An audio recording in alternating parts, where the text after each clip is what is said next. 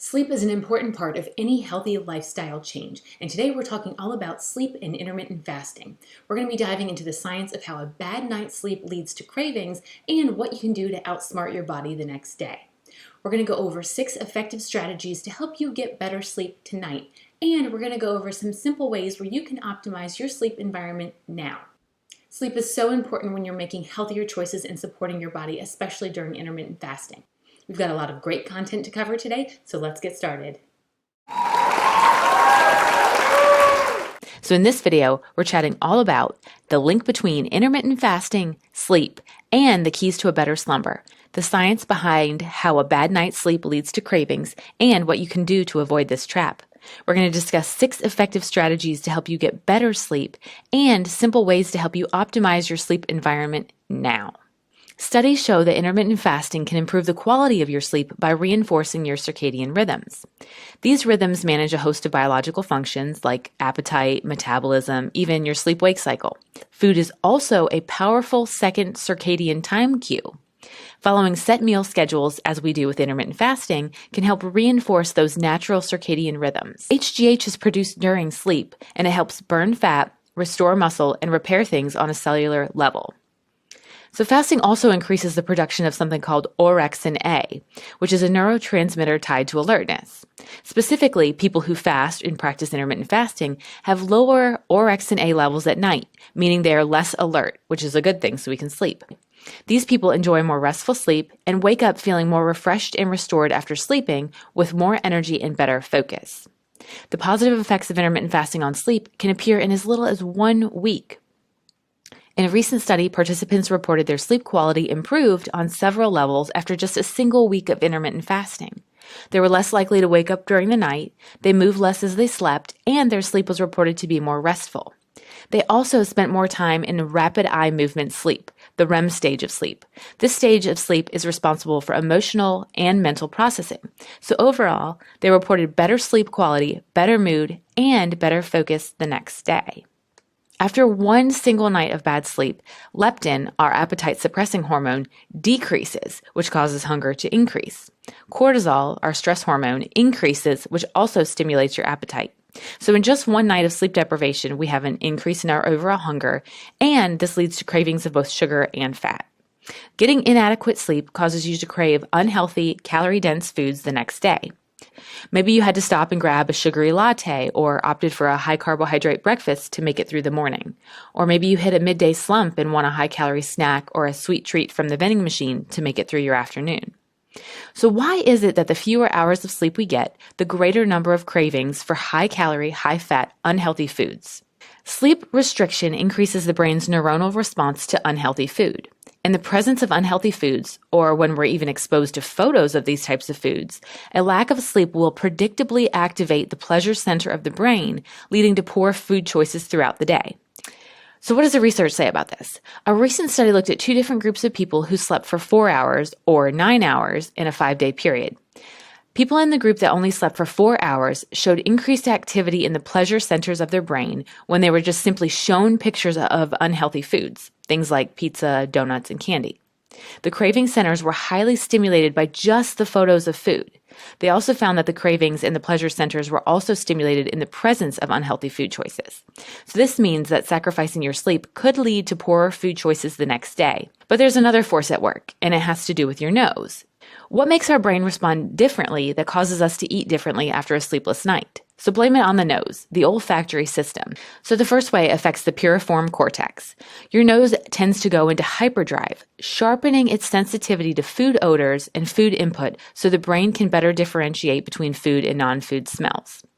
Because you're sleep deprived, there's a breakdown in the communication with the other brain areas that receive these food signals, like smells. So because of this communication breakdown, decisions about what we eat change. When you're sleep deprived, these brain areas might not be getting enough information, so you overcompensate by choosing food with a richer energy signal. This helps fill your energy deficit caused by the lack of sleep, hence the choice to consume higher fat and higher sugar items. So research also shows that sleep deprivation increases the way the brain responds to these odors. Study participants consistently changed their food choices after being sleep deprived. They ate food with higher energy density, so it had more calories per gram of food, and they often consistently reached for things like donuts, chocolate chip cookies, and even potato chips. But if you're sleep deprived, the insula have a reduced connection and reduced communication with the piriform cortex. The insula receives signals that are important for food intake, like smell, taste, and how much food is currently in the stomach.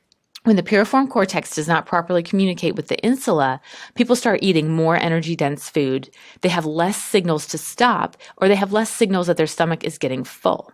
Sleep deprivation makes our brains more susceptible to not only the presence of food, but enticing food smells. All right, so how should you approach food when you've had a bad night's sleep?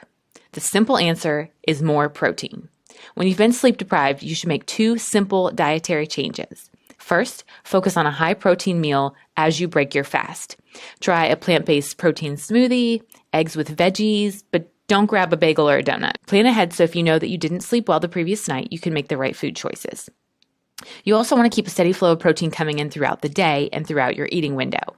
So be sure to include some healthy carbohydrates, such as those found in starchy vegetables or in fruits, to ward off the sugar-induced munchies. How do we get the most out of the sleep that we do get if we're not able to get 8 to 9 hours of sleep every night? Keep your schedule consistent. To help yourself feel tired around the same time every night, try to get into bed at the same time and get up around the same time, even on the weekends. This helps program your brain and your internal body clock so you get used to a routine. So figure out what time you need to wake up and work backwards to set a regular bedtime schedule. Try to get at least 6 to 8 hours of sleep every night. Number 2. Reduce stimulants like caffeine and nicotine. Sleepiness is a biological process that happens in your brain, and one of the markers of it is a chemical called adenosine. Adenosine makes you feel sleepy. So caffeine blocks adenosine, so you're blocking that feeling sleepy neurotransmitter. So in fact, you might be worn out and exhausted, but your brain doesn't have that sensation of sleepiness. For a better chance at a good night rest, cut down on caffeine in teas, coffee, energy drink, even in chocolates and desserts. Nicotine is also a stimulant, and people who smoke take longer to fall asleep, they wake up more frequently throughout the night, and they have more disrupted sleep in general. Practice relaxation techniques. Your brain won't let you go to sleep if you're stressed out or excited, so give yourself a little time, maybe just 15 to 20 minutes, to disconnect before bed. So pro tip here is to avoid watching the news or scrolling through Instagram or TikTok before you go to bed. Try to distract yourself in other ways and let your mind come to a place of rest before you get in bed. Anti-anxiety tricks. If you're a worrier, you want to allow that anxiety to exist outside of the bedroom. So another option is to write your worries away. If you tend to lie in bed thinking about everything to do the next day, set aside some time before bed to make plans. The idea is to get all the thoughts and plans and worries out of your mind and onto the paper before you're in bed trying to sleep. Writing to-do lists for the next day can help you organize your thoughts or clear your mind of any distractions. And then tell yourself if it's on the paper, it doesn't need to be floating around in your mind right before bed. Don't force it. Remember that trying to force yourself to sleep might make it even worse. Does this sound like you? You feel sleepy before you go to bed, but as soon as you get under the covers, you feel like your brain just woke up? That's actually a conditioned response because of spending so much time telling yourself, I have to go to sleep right now. Or maybe you're doing the mental math. If I don't fall asleep right now, I only have 5 hours before I have to get up. So trying to fall asleep, I'm doing air quotes, actually ruins your sleep because it activates your mind, which is the last thing you want. Follow the 20-minute rule. If you can't sleep, give yourself 20 minutes. If you're still not feeling sleepy at all, get up. Go do something relaxing until you feel sleepy enough to try again. So why 20 minutes? Clinical insomnia can develop if your body gets used to the idea of being all angsty while you're lying in bed. The angst and the feeling of being unsettled is what your body learns to expect and prepare for at bedtime instead of actually sleep. But if getting into bed and watching a TV show is part of your nightly routine, what should you do?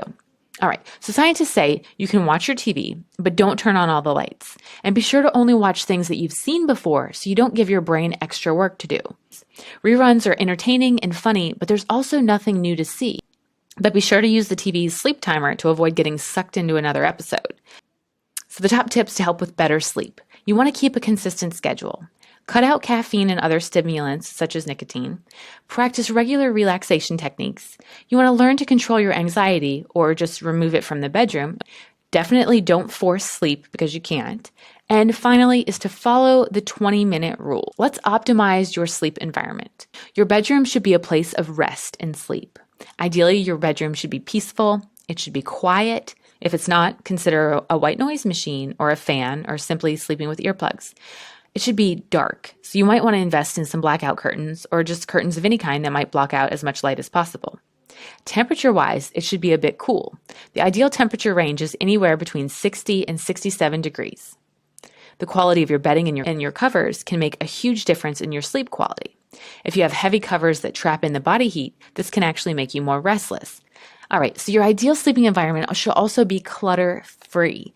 Being stuck in a messy or a cluttered room can make it hard to relax and fall asleep. You'll be subconsciously overwhelmed by the mess, and you'll actually be wasting mental resources thinking about it. So cleaning or tidying your bedroom, especially before bed, can help you feel less distraught and better able to drift off to sleep. It should also be an electronics-free zone. So I'm sure you've heard that the blue light from your phone and other devices interferes with your body's natural melatonin production. This can keep you alert way past your bedtime. So try to implement a screen cutoff time prior to bed. Even giving yourself an hour away from your smartphone before bed can be beneficial. I recommend using the night shift feature on your phone to change the blue light to a softer orange hue. So this has less of an impact on your sleep cycles and is less likely to keep you alert and awake come bedtime. All right, so now it's your turn to take action. Think about any small changes you need to make to help improve your sleeping environment. Brainstorm high-protein meals, snacks, and food choices that you can have ready in case you have a restless night's sleep. Keep track of your sleep patterns using a sleep tracker by writing in a journal or even keeping notes on your phone. All right, so there you have it. Everything you need to know about intermittent fasting and sleep and how intermittent fasting affects your sleep. Plus what you can do after a bad night's sleep to outsmart your brain and outsmart those cravings. We know how to optimize a sleep environment for a more restful night's sleep, and we know some effective habits to implement for better sleep at night. I hope all these things are helpful for you. I hope you are on your way to a better night's sleep. And if you are new to intermittent fasting, just know that within 7 days of fasting, your sleep should be deeper, more restful, and should be more consistent.